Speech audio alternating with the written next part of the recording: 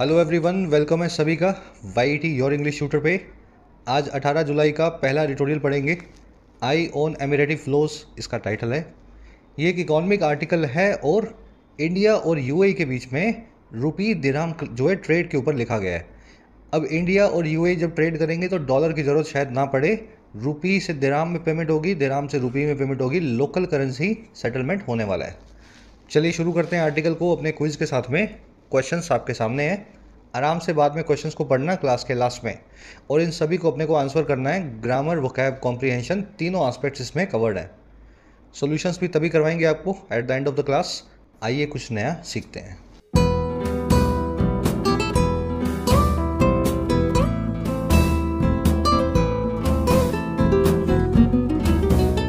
कह रहा है जी आई on एमिरेटी flows.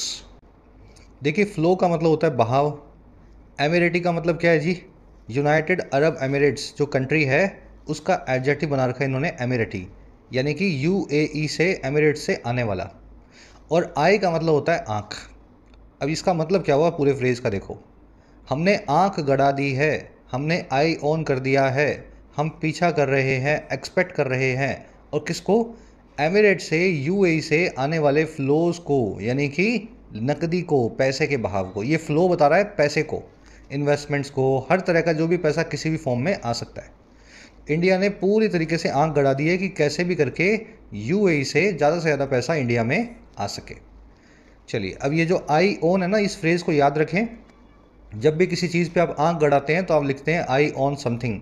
I am eyeing on success in this exam this year. इस साल इस एग्ज़ाम में मैंने सफलता के ऊपर आंख गड़ा के रखी है, मतलब मेहनत कर रहा हूँ, मैं एक्सपेक्ट कर रहा हूँ कि मैं सक्सेसफुल होने वाला हूँ। कभी कभी इस ऑन को निकाल भी देते हैं, वो आपको आगे दिखाएंगे। बिना ऑन के भी आए करके आप किसी चीज़ को पाने की कोशिश कर सकते हैं। चलिए अब आइए टाइटल पैराग्राफ पे देखें क्या कहना चाह रहा है। कह रहा है जी there are both risk and benefits in the rupee dirham settlement system. कह रहा है जी दोनों ही चीज़ें हैं, देर आर बोथ। क्या क्या? एक तो रिस्क भी हैं और बेनिफिट्स भी हैं, जोखिम भी हैं और फ़ायदे भी हैं। और किस में? रुपी दिरहम सेटलमेंट सिस्टम में, इंडिया और यूएई के बीच में लोकल करेंसी सेटलमेंट के सिस्टम में।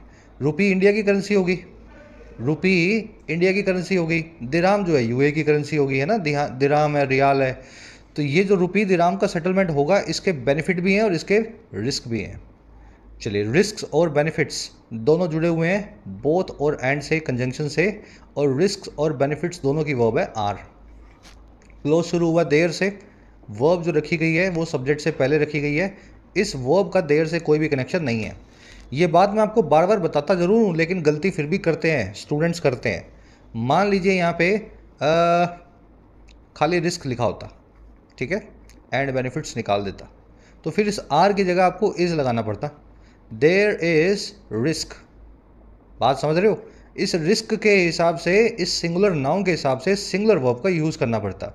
इस देर से इस वर्ब का कोई कनेक्शन ही नहीं है। इसका मुंह देख करके कभी वर्ब को चूज मत करना। समझ पा रहे हैं ना? चलिए आगे बढ़ते हैं। इस आर्टिकल की सारी वोकैब आपको दिखाएंगे एक साथ, ताकि आप इसको स्मूथली पढ़ सकें। एक लाइक और एक शेयर क्लास को देंगे तो ये और स्टूडेंट्स तक पहुंच पाएगी। और उसी के साथ में जिन प्यारे प्यारे बच्चों को अपनी एग्ज़ाम्स की तैयारी को बूस्ट देने की ज़रूरत है, तो आप फ़ायदा ले सकते हैं वाईटी के कोर्सेज़ का। वाईटी आपकी अपनी ऐप है, कमेंट सेक्शन में इसका लिंक रखा है, इसको डाउनलोड करें। ऐप पे आपको 4 तरह के कोर्सेज मिलेंगे, राइटिंग का, यूपीएससी का, एसएससी का और बैंकिंग का। राइटिंग कोर्स के अंदर आपको बेसिक से एडवांस्ड लिखना सिखाया गया है, किसी भी एग्ज़ाम के लिए किसी भी फॉर्मेट में। लगभग 80 घंटे का कोर्स है, इसका फ़ायदा आप ले सकते हैं। इसी तरीके से यूपीएससी कोर्स जो अभी भी लॉन्च हुआ है, इसमें आपको यूपीएससी में या स्टेट पीएससी एग्ज़ाम्स में इंग्लिश में माइग्रेट करवाया जाता है। किसी भी आप मीडियम से आ रहे हो, आप इंग्लिश में अपना आंसर राइटिंग, सी सेट, डिस्क्रिप्टिव एसे, ग्रामर, वोकैब, ये सब चीज़ें सीख सकते हैं इस कोर्स की मदद से। अभी भी कोर्स लॉन्च हुआ है, इसमें पर्सनल मेंटोरशिप का भी फैसिलिटी है। विद पर्सनल मेंटोरशिप ये कोर्स है 4999 का, और विदाउट पर्सनल मेंटोरशिप ये है 1999 का। ऐप पे आपको एसएससी और बैंकिंग के कोर्स भी मिलेंगे। इस नंबर पे कांटेक्ट करके आप बात कर सकते हैं अगर किसी भी कोर्स से रिलेटेड आपकी कोई क्वेरी है तो। नंबर को नोट कर लें, ऐप को डाउनलोड करें। ऑलराइट, वोकैब शीट है अपनी आज की 18 जुलाई की। 5 वर्ड्स हैं अपने पास। शुरू करेंगे फैक्टर इन नाम की फ्रेजल वर्ब से। फैक्टर का मतलब होता है जी एक हिस्सा। अगर आपने मैथमेटिक्स पढ़ी हो तो मैं आपसे अभी 6 के फैक्टर्स पूछूं तो क्या क्या होंगे पता है आपको? 1 × 2 × 3। तो एक फैक्टर ये है, एक फैक्टर ये है, एक फैक्टर ये है, 3 हिस्से हैं जो मिल करके 6 को बनाते हैं। अगर मैं आपसे 10 के फैक्टर्स पूछूं तो क्या क्या बनेंगे? 1 × 2 × 5। तो ये एग्जांपल मैं इसलिए दे रहा हूँ कि मैथ से अगर कनेक्ट कर लोगे तो वहीं से वर्ड निकाला गया है। फैक्टर इन करना यानी किसी चीज़ को अपना फैक्टर बना लेना, किसी चीज़ को कंसीडरेशन में ले लेना, अपने ध्यान में ले लेना। ठीक है, इसको बोलते हैं फैक्टर इन करना। अब मैं इस वर्ड को, इस फ्रेजल वर्ब को यूज़ करके दिखाता हूँ कैसे किसी चीज़ को आप फैक्टर इन कर सकते हैं। People make the mistake of not factoring in the value of their time while engaging in leisure activities. People, इस लोग जो है इस मिस्टेक को मेक करते हैं जो है कंसीडर ना करने की अपने टाइम की वैल्यू को, अपने वक्त की वैल्यू को, जब वो इंगेज करते हैं लीजर एक्टिविटीज़ में, आराम पसंद एक्टिविटीज़ में। लीजर एक्टिविटी क्या होती हैं? सो गए 2 घंटे 4 घंटे, उठ के कुछ ऐसे चला लिया, कुछ अपना इंस्टाग्राम चला लिया, है ना, यूट्यूब चलाने लगे। सब कुछ वैल्यू करते हैं अपने लाइफ में, बस टाइम की वैल्यू नहीं करते, जो मोस्ट वैल्यूबल चीज़ है। जब आपके पास कम होता है ना तब आपको पता लगता है। चलिए, ऐसे इस फ्रेजल को, वर्ब को आप जो है यूज़ कर सकते हैं। आज की ये फ्रेजल वर्ब जो है आर्टिकल में आपको दिखाई देगी। नेक्स्ट बढ़ो, ओवरचर। देखिए, ओवरचर का मतलब होता है एक इंट्रोडक्शन। जैसे खाने से पहले आप स्टार्टर खाते हैं, मेन कोर्स से पहले, है ना। स्टार्टर में आपने कुछ पनीर टिक्का ले लिया, पनीर चिल्ली खा लिया, है ना, बहुत सारी चीज़ें हैं, सूप पी लिया आपने, वो भी स्टार्टर का पार्ट है। तो ये जो ओवरचर है ये स्टार्टर ही है किसी भी चीज़ का, जो पहले आ जाए इंट्रोडक्शन के तौर पे, दैट इज़ ओवरचर। अच्छा, ओवरचर का एक सिनोनिम प्रपोजल या सजेशन भी होता है। आज वैसे इसका फर्स्ट वाला मीनिंग आप आर्टिकल में देखेंगे। Drinks were overture to the dinner. Drinks जो थी वो डिनर से पहले एक स्टार्टर के तौर पे थी, इंट्रोडक्शन के तौर पे थी। और वैसे ही ओवरचर को आप ऐसे यूज़ करेंगे दूसरे वाले मीनिंग को। She rejected his friendly overtures. उस लड़की ने रिजेक्ट कर दिया उसके फ्रेंडली वाले प्रोपोजल्स को या सजेशंस को। ओवरचर को प्रील्यूड, प्रेफेस और प्रिकर्सर भी बोलते हैं। प्रिकर्सर, पहले आने वाला, प्रिकर्सर। आज ये वर्ड आर्टिकल में आप देखेंगे। Drinks were precursor to dinner. ठीक है, ऐसे आप इसको बोल सकते हैं। नया वर्ड आपके लिए बहुत दिनों बाद आया है। चलो अब आएंगे आगे नेक्स्ट वर्ड पे अपने। एवेन्यू। क्या होता है एवेन्यू? देखो, इस वर्ड का लिटरल मीनिंग बता देते हैं आपको। छायादार रास्ता। आप जा रहे हो कहीं पे, धूप है, दिन के दोपहर 12 बजे 1 बजे हैं, ठीक है, खूब तगड़ी वाली धूप है, और आपने देखा साइड में पेड़ लगे हुए हैं, उन पेड़ों के नीचे आप चलने लगे। वो जो पेड़ों के नीचे आप चल रहे हैं ना, वो रास्ता जो है that is called an Avenue.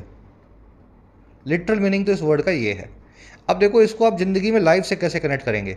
किसी भी काम को करने की सूटेबल अप्रोच, जिससे वो काम आसानी से हो सके, वो रास्ता जिससे किसी काम को आप साध सकें, वो आपका एवेन्यू है।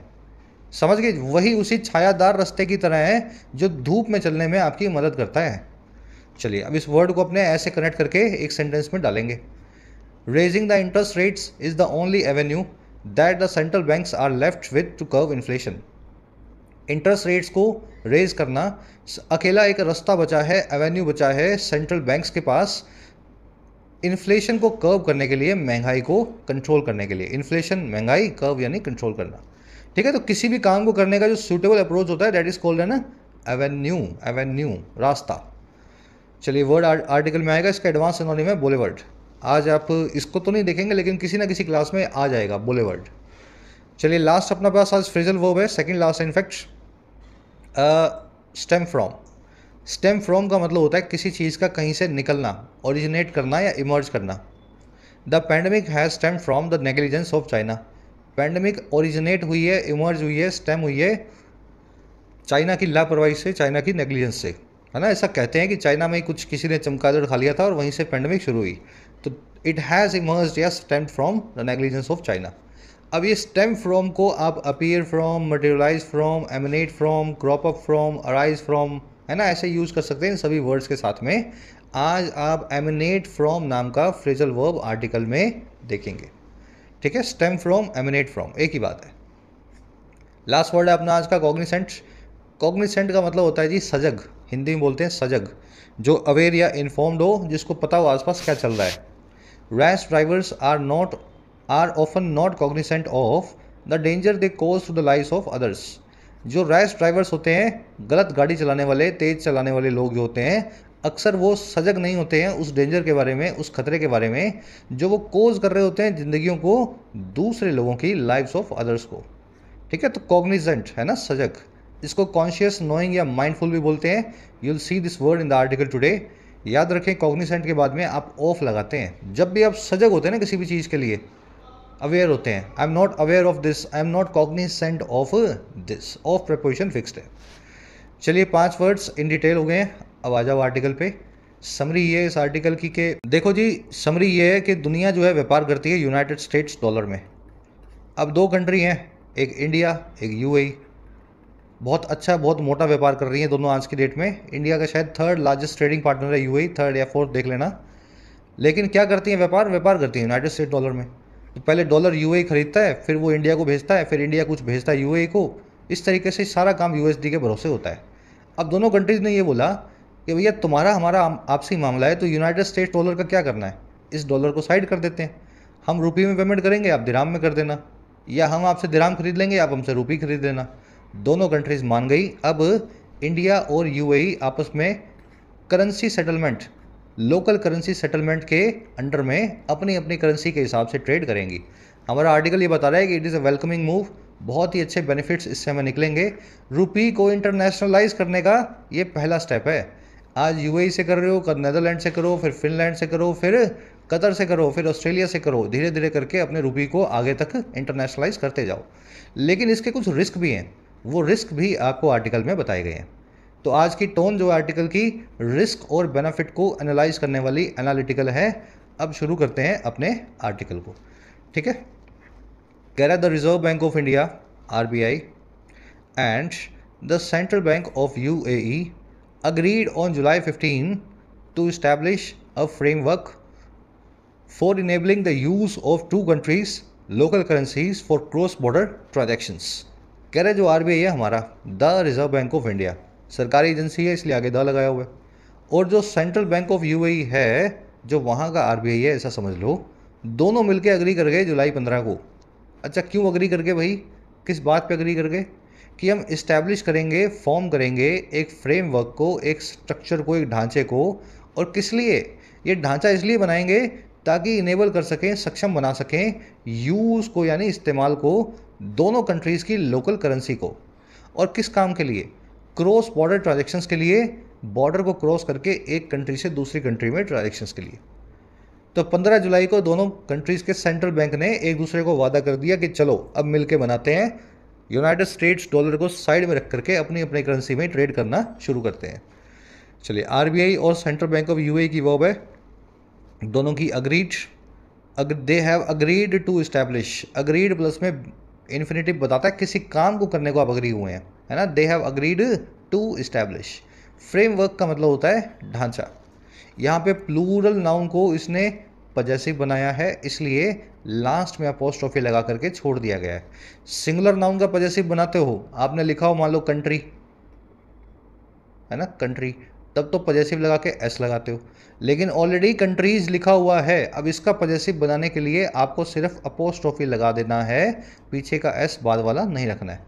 सिंपल सा रूल है, मेरे ख्याल आप जानते होंगे ऑलरेडी। चलिए आगे बढ़े। एक सवाल आपसे पूछेंगे यहाँ पे, थोड़ा आपका भी रिवीजन हो जाएगा।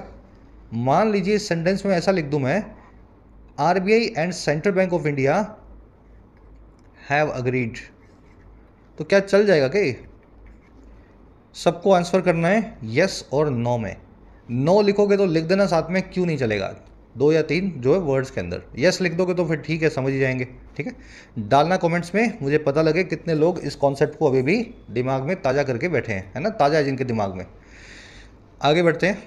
कह रहा है the move towards permitting payments in the Indian rupee and the UAE dirham is aimed at promoting their use bilaterally. कह रहा है जो मूव है और किस तरफ, परमिट करने की तरफ पेमेंट्स को, और किस में, इंडिया के रुपए में और यूए के दिरहम में।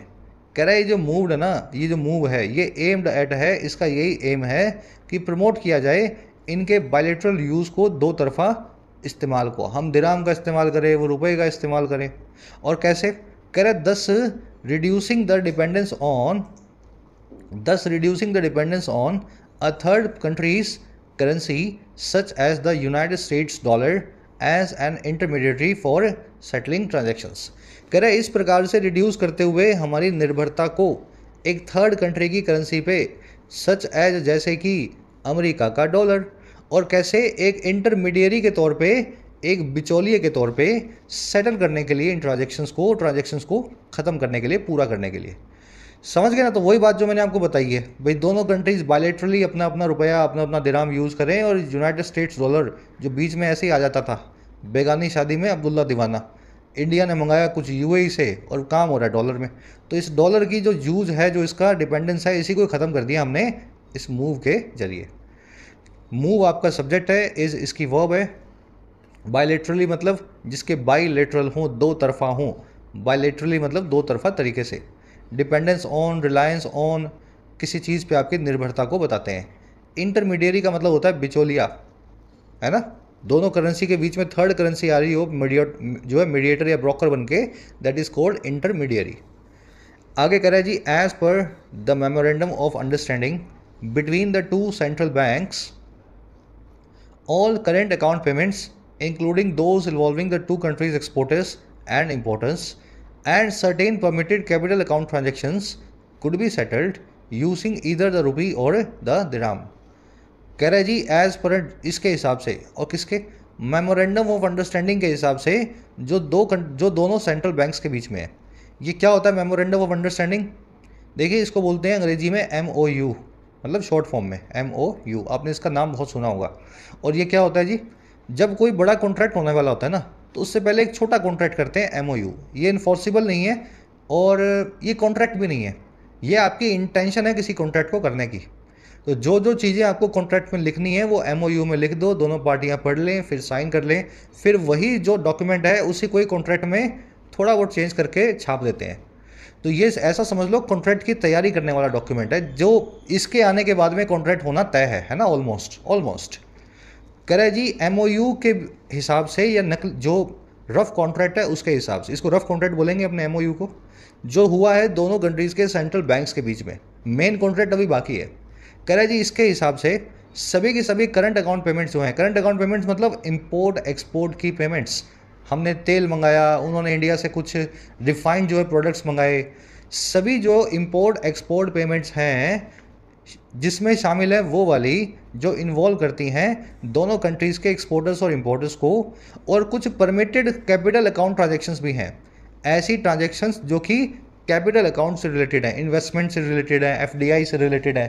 कह रहा है ये जो है ना, ये सेटल की जा सकेंगी या तो यूज़ करके रुपी को या दिरहम को। तो ये कहता है दोनों के बीच के जो है रफ कॉन्ट्रैक्ट, उस कॉन्ट्रैक्ट में ऐसा लिखा हुआ है। चलिए, करंट अकाउंट पेमेंट्स, इनकी वर्ब है कुड बी सेटल्ड, है ना? एंड से लगा करके कैपिटल अकाउंट ट्रांजेक्शन भी इसी का पार्ट है सब्जेक्ट का। Current account payments and capital account transactions could be settled is the verb, है ना, दोनों के सब्जेक्ट्स की। अच्छा, और कुछ देखने वाला इसमें तो नहीं है। मेमोरेंडम आप देख लेना, इस वर्ड के ऊपर नज़र डालनी है आपको। Memorandum memoranda, corrigendum corrigenda, addendum addenda, podium podia, bacterium bacteria, याद है ना? ये वही वाला वर्ड है। मेमोरेंडम से मेमोरेंडा भी बना सकते हैं अगर प्लूरल बनाना हो। अम को निकाल दो तो ये बन जाएगा प्लूरल। चलिए आगे बढ़े। अब कोई ऐसे मत बोलना सर ये कौन सा कॉन्सेप्ट करवा दिया आपने। ये कॉन्सेप्ट वीक में 3 बार आ जाता है अलग अलग क्लासेज में, तो पिछली क्लासेज चलाओ आप, सब ये कॉन्सेप्ट जो हैं बार बार रिपीट हो रहे हैं। कह रहे to facilitate state settlement the two banks are set to put in place a local currency settlement system and likely at a later date interlink their payments messaging systems. कह रहा है जी फैसिलिटेट करने के लिए सेटलमेंट को, दोनों countries के बीच में हिसाब को आसान बनाने के लिए, प्रमोट करने के लिए, फैसिलिटेट करने के लिए। सेटलमेंट क्या होता है? हिसाब किताब। दोनों जो बैंक्स हैं वो तैयार हैं, सेट हैं कि वो पुट इन प्लेस करें, वो ले करके आएँ एक लोकल करेंसी सेटलमेंट सिस्टम को, LCSS को, लोकल करेंसी सेटलमेंट सिस्टम को।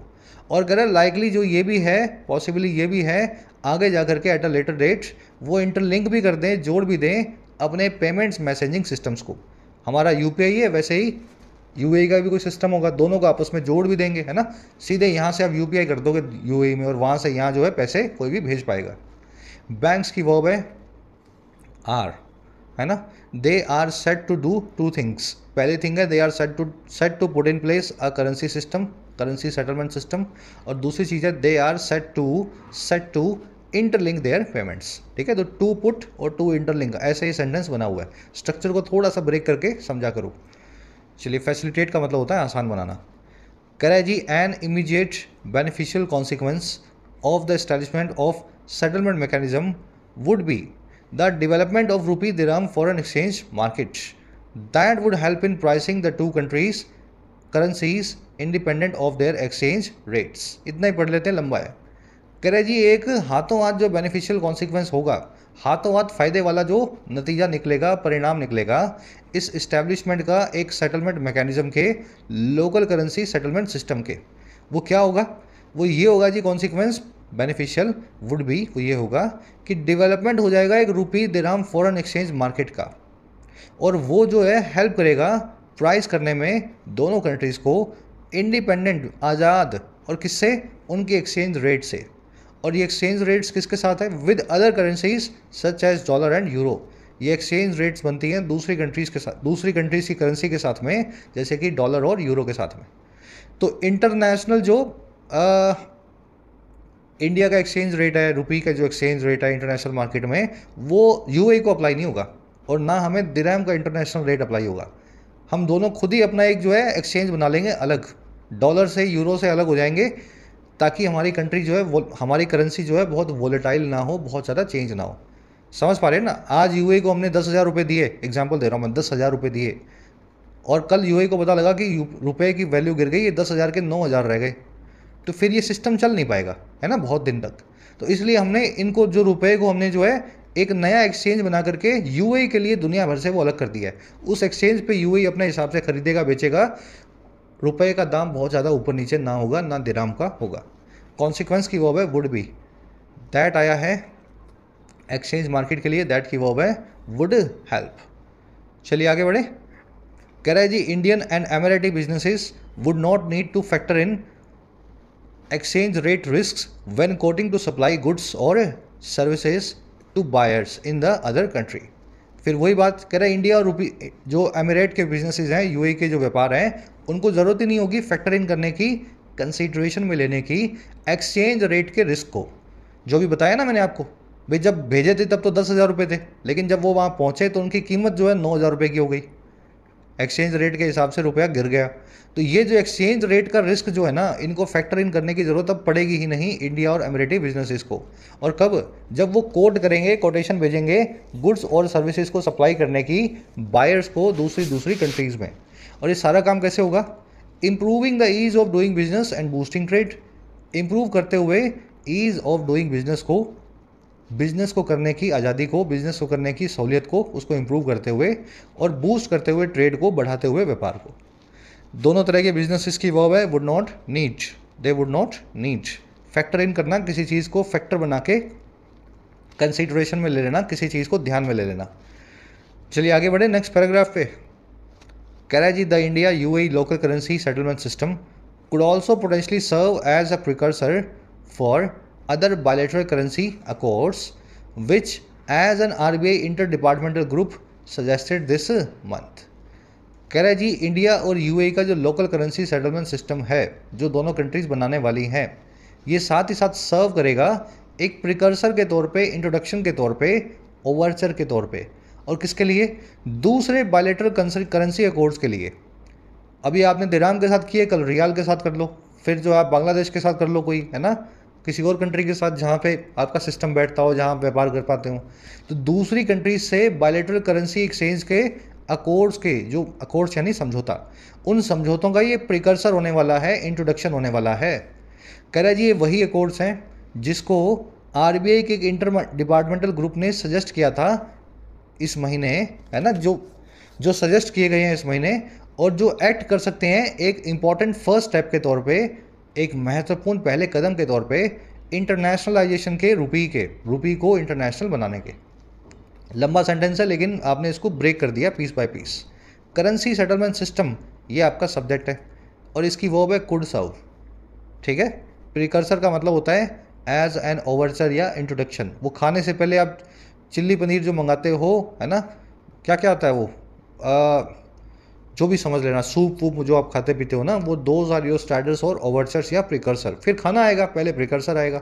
तो वैसे ही ये सिस्टम भी जो है एक स्टार्टर बन के आ जाएगा दूसरी कंट्रीज़ के साथ में करेंसी कोड्स के लिए, और कह रहे जो कि एक्ट कर सकते हैं एक इंपॉर्टेंट पहले स्टेप के तौर पे, फर्स्ट कदम के तौर पे रूपी के इंटरनेशनलाइजेशन की प्रोसेस को, और जो कि as an RBI inter departmental group suggested, जैसा कि आरबीआई के इंटर डिपार्टमेंटल ग्रुप ने सजेस्ट भी किया है, जो कि कह भी चुका है इसी महीने, दिस मंथ।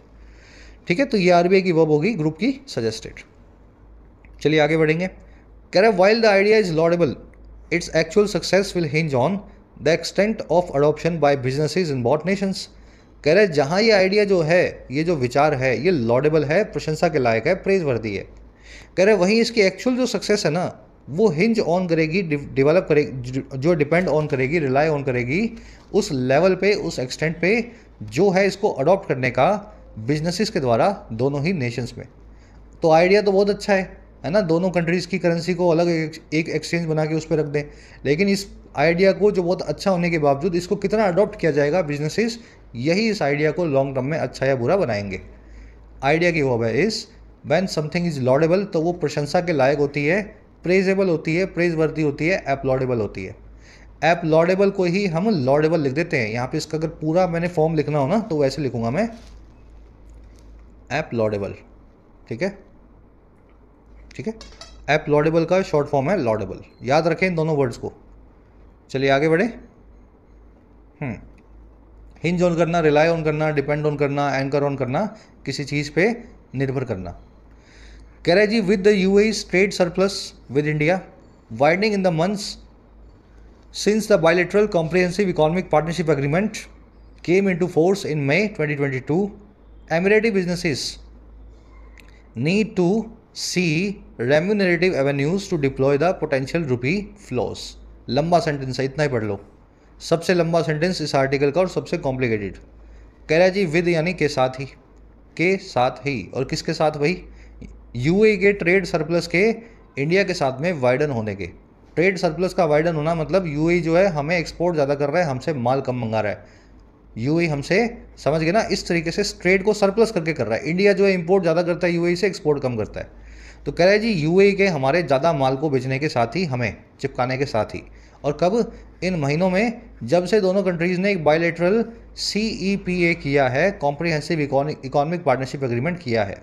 और ये कह रहा है जब से ये एग्रीमेंट जो है केम इनटू फोर्स हुआ है, केम इनटू इफेक्ट हुआ है मई 2022 से। कह रहा है इस चीज़ के साथ ही यूएई के जो व्यापार है ना, उनको ज़रूरत है कि वो देखें या ढूंढें या सी करें ऐसे तरीक़ों को, एवेन्यूज़ को जो रेम्यूनरेटिव हो, जो रेम्यूनरेशन दे सकें, जो रिवॉर्ड कर सकें।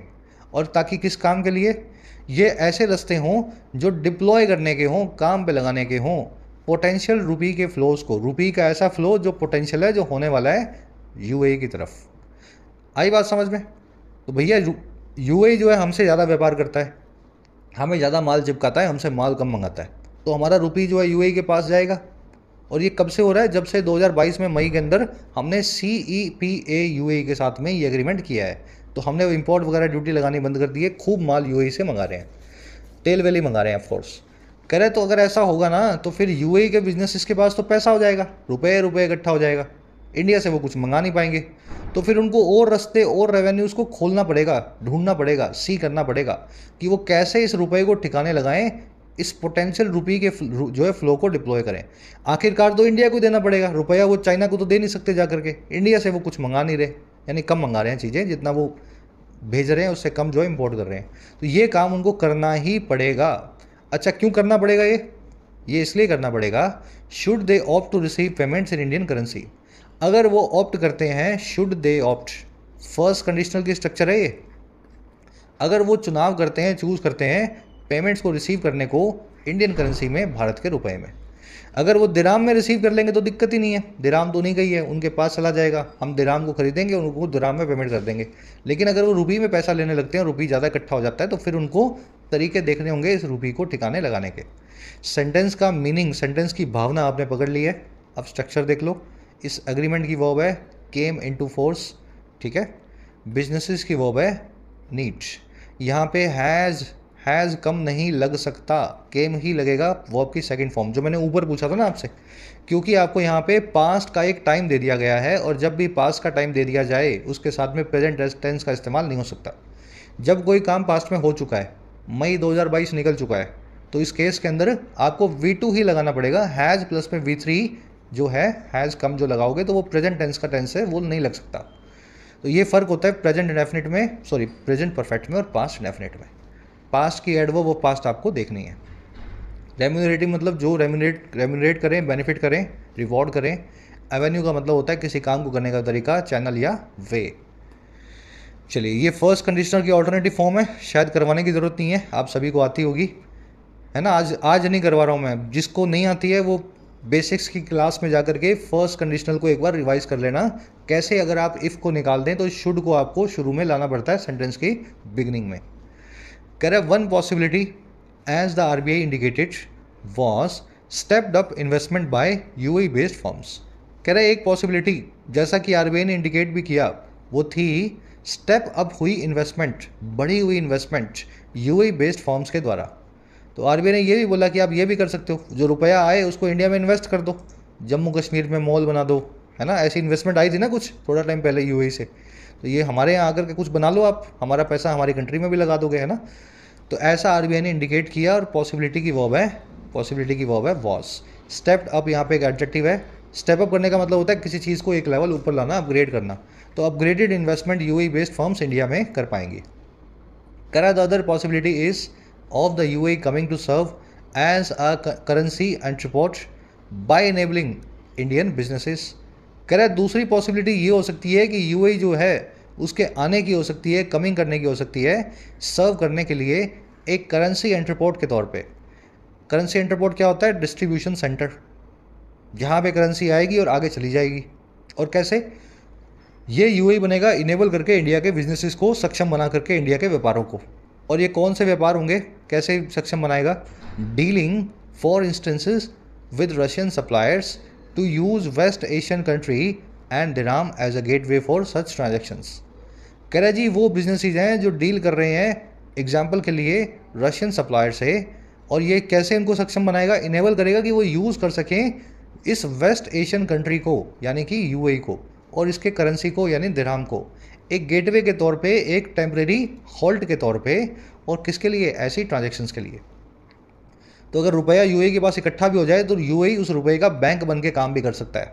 हमें रशिया को कुछ भेजना है तो क्या करेंगे? UAE को भेजेंगे माल, साथ में UAE को जो है माल भेजेंगे और रशिया को बोलेंगे कि आप UAE से कलेक्ट कर लो, या UAE को बोलेंगे कि रशिया को आप पहुंचा दो, और पेमेंट को रशिया से लो और हमें दे दो रुपए के अंदर। तो ये जो है रशिया से तो डॉलर ले लेगा या रशिया का करेंसी ले लेगा या गोल्ड ले लेगा, और हमें जो है रुपया वापस कर देगा।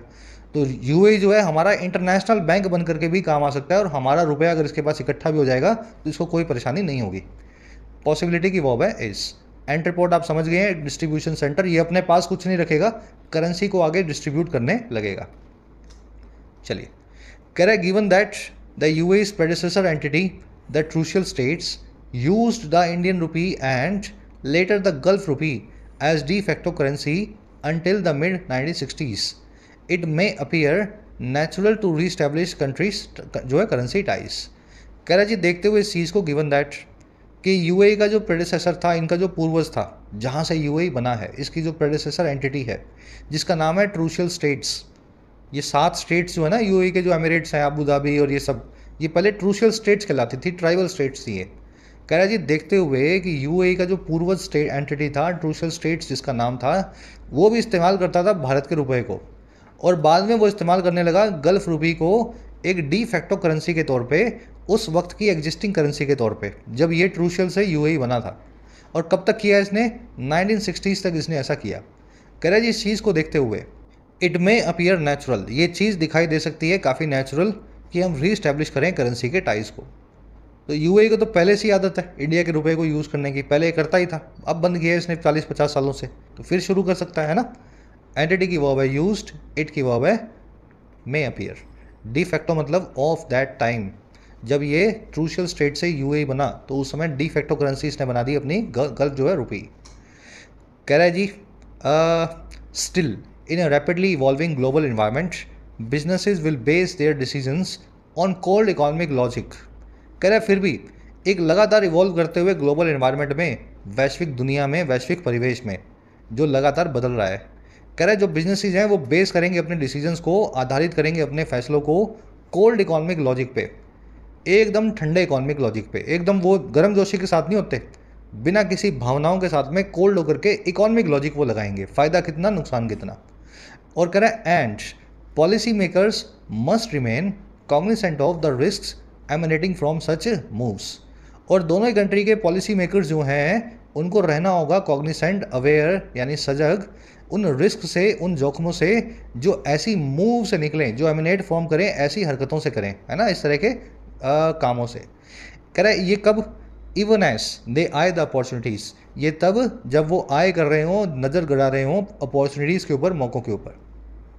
आए जो है इसका मतलब मैंने आपको बताया था किसी चीज़ पे नज़र गड़ाना, इसके बाद में ऑन भी लगाया जा सकता है और छोड़ा भी जा सकता है। सेंटेंस समझ में आ गया? तो एक लगातार इवॉल्विंग ग्लोबल इन्वायरमेंट है, दोनों कंट्रीज़ के डिसीजंस जो हैं कोल्ड लॉजिक पे बेस्ड होंगे, इकोनॉमिक लॉजिक पे बेस्ड होंगे, और दोनों कंट्री के पॉलिसी मेकर्स को बिल्कुल अवेयर और सजग रहना होगा, कॉग्निसेंट रहना होगा, जो रिस्क है निकल करके आने वाला, एमिनेट फ्रॉम करने वाला, अराइज फ्रॉम करने वाला इस तरह की हरकतों से, इस तरह के एग्रीमेंट से। कह रहा है ये भी तब जब दोनों कंट्रियाँ जब इवन एस आई कर रही हैं, नज़र गड़ा रही हैं अपॉर्चुनिटीज़ पे, यानी नए नए मौक़ों पे। बिजनेसेस की वर्ब है विल बेस, पॉलिसी की वर्ब है मेकर्स की must remain, cognisant of, aware of, किसी भी चीज़ के लिए सजग होना, ऑफ प्रेपोजिशन फिक्स्ड, दे की वर्ब है आई, एमिनेट फ्रॉम करना, अराइज फ्रॉम करना, क्रॉप अप फ्रॉम करना, किसी चीज़ का अपीयर या इमर्ज फ्रॉम करना किसी दूसरी चीज़ से। ठीक है, चलिए रैप अप करेंगे अपने सेशन को। सिंपल सा आर्टिकल है, थोड़े बहुत एक दो सेंटेंस टेढ़े मेढ़े थे, बाकी तो मुझे काफ़ी सिंपल लगा। ग्रामर कॉन्सेप्ट आपका हो गया कौन सा, फर्स्ट कंडीशनल अल्टरनेटिव फॉर्म वाला, आज उसी पे क्वेश्चन आपको मिलेगा। फर्स्ट क्वेश्चन आपका ये कह रहा है कि रुपी दिरहम फॉरेन एक्सचेंज का जो इस्टेब्लिशमेंट है, कह रहा है वो देखा जा सकता है एक बेनिफिशियल मूव के तौर पे, क्योंकि क्या फ़ायदा होगा इससे, बताओ क्या फ़ायदा होगा। 4 ऑप्शंस आपके पास हैं, अंग्रेजी की हिंदी कर दो, सही ऑप्शन को चूज़ कर लो। मैं भी करवा सकता हूँ ये काम, लेकिन उससे कुछ बेनिफिट नहीं होगा।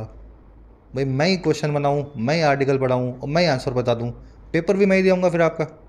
समझ पा रहे हो ना, इंडिपेंडेंट बनो। आपको इनेबल करना है, मुझे आपको इक्विप करना है, आप खुद से अपनी जंग, अपनी बैटल्स को लड़ सकें। तो अपनी बैटल को खुद से लड़ेंगे आप, हिंदी में इसका आंसर निकालेंगे, फर्स्ट कमेंट में मैंने आंसर डाला है वहाँ से मैच करेंगे।